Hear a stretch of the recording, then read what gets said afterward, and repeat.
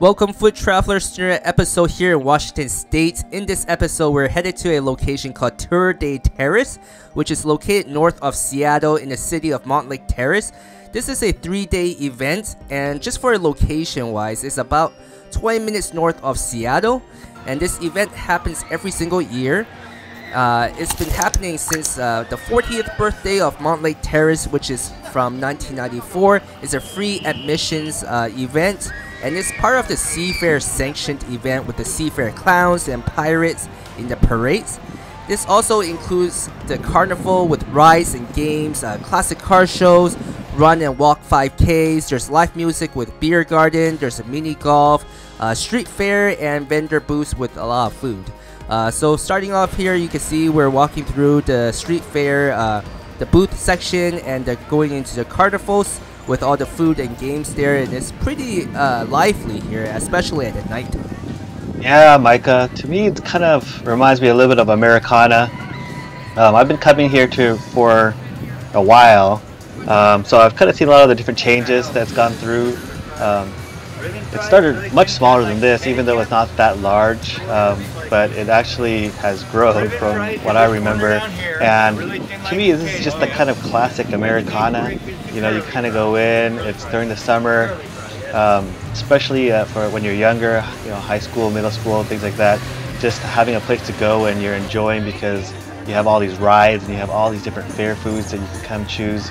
You know, it was pretty fun. I remember coming here when I was younger, and of course coming now as I'm older, but it's always fun, and it has a lot of good memories in this spot.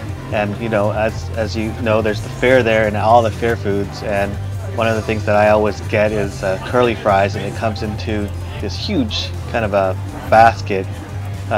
Essentially they fill out the basket, they'll fry it down, and then of course once it's all ready, they'll put it all and they'll give you the entire basket that's being fried. Also one of my favorite things to have. So as you see here in the video, that it's something I always get. I love it with French fries, and so that's something I always get. Nice and tasty, crispy, and there's a ton of it.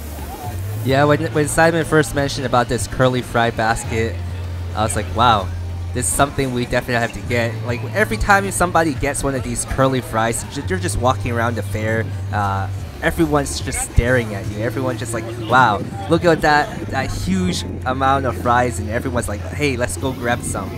Yeah, it's one of those things where it's like that really nice advertisement for yourself or for the vendors. It's just somebody walking, eating something, and you always see it, and then you kind of want to have it. And those fries are there for me. So really nice, something I get every year. Of course, you always get the other classics, and in this case, we actually headed over and grabbed some of the elephant ears, which is always also something you need to get when you're at the carnival or a festival. And you know, the one thing about elephant ears is it's always nice and large, you know, and it's just so classic. For me, it's just something that's always reminds you of more childhood stuff, and especially if you have a lot of memories and if you're able to go, and if your town actually has a festival or a carnival that comes through, always brings great memories, especially with the tasty fried foods that these carnivals always have.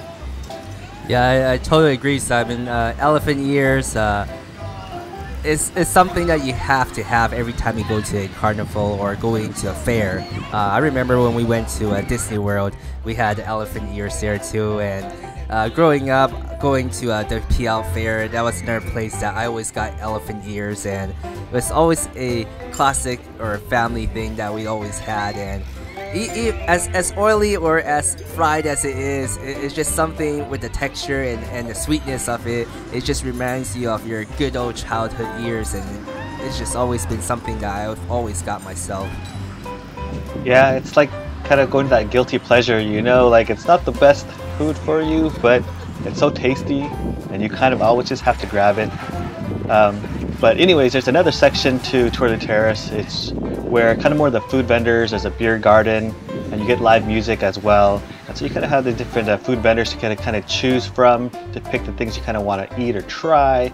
And then you can get that food and actually go to the seating section, and you can actually sit there and listen to live music. And all 3 days they change the musicians for the day, so you'll get kind of a a change of pace in terms of the artist performing during that day. So it's really nice. And one of the things I think is also really great is that there's no charge to actually go to the event, you know. So everything you do is just on the things you want to buy to get. You know, you either get tickets, buy tickets for the rides, or you purchase the food, of course. But everything else is free, including parking, unless you kind of go to somebody's yard who's kind of selling a spot for you to park there. But for the most part, everything is free, which is kind of nice in this time when so many things are expensive. Yeah, definitely. I know there's a lot of street parking that's free, of course, but having if you have a disability or you just can't really walk very far, having that paid parking is also nice. Having it really close by the fair and event. Being so hot in the summertime in this event, I think having that shaved ice from Aria Shaved Ice was really good. It was a nice, huge line almost every single day that I've seen there. I think that was one of the big hits in that event for sure. Yeah, this year it wasn't as hot as it's been in prior years. There's been years where we've been maybe in the 90s plus the Fahrenheit. In this case, it was about the low 80s, so not too bad. But yeah, something to cool you down on a hot day is always great. And moving along, one of the items that I got here was the Kahlua pig and cabbage with mac and cheese on the side. I thought this one was interesting. Like, I was really craving the Kahlua pig, and I was thinking, okay, Kahlua pig, it should have a lot of flavors. Unfortunately for this one, I can't recommend it. It's not as flavorful or as it should be. It should be seasoned a lot heavier, and from my experience eating Kahlua pig, it's usually really juicy if it's made correctly, and there's a lot of flavors to it. I was kind of disappointed with that one. But moving along, going to the parade side, I really enjoyed the pirate ships. They actually blow off the cannon and you can hear it, and everyone is just surprised by it, and a lot of people, they end up just covering their ears because it's so loud. Yeah, and for those who aren't familiar, the Seafair Pirates in the Pacific Northwest are pretty popular. They've been around for years and years. A lot of kids are always happy to see them, and so they come around and they do different various events, because during Seafair, which is the festival time around here during the summer, they kind of go to different cities, and different cities are able to kind of throw their own thing. One of the biggest events is also the Bite of Seattle that occurs as part of Seafair, and we also have the hydros that come down into Lake Washington. So there's a lot of events that happen during the summer that's related to Seafair, and so yeah, it's always nice to see these pirates that come in. The kids really love it. And also, one of the things I really liked is at night, you know, you kind of get all the lights coming up for all the rides of the carnivals, and it just looks great. This is just, like I mentioned before, it's just classic Americana. So just seeing the rides going and all the people around going on everything is just, you know, brings back the really good memories of childhood. Yeah, so if you're looking for something to do and you're in the North Seattle side and you're looking for something to bring your family to, or just kind of reliving your childhood memories, this is definitely a great spot to visit.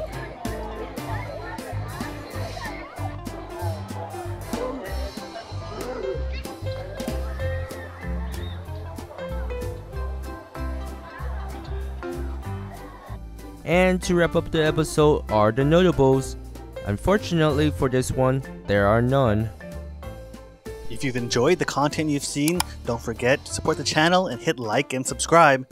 And if you want to see additional pictures of food and our travels, go over to our Instagram page and follow us there. And thanks for watching.